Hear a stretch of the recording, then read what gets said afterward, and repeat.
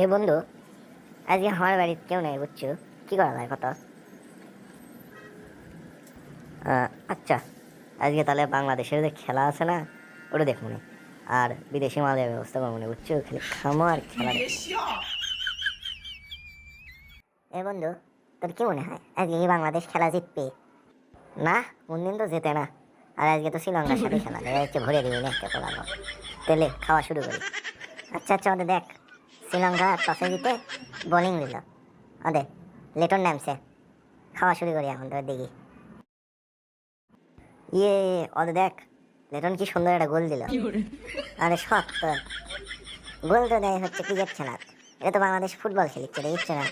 এটা ছয় হসে বুঝছো, ছয় ছয় হসে রে। খাস না আর খাস না। কে কি হলো আবার? তোকে তো এখনই ঘোলা দিয়ে দিচ্ছি রে। আর বেশি খাস না, তাহলে তোকে আর দেখাই দেবে না।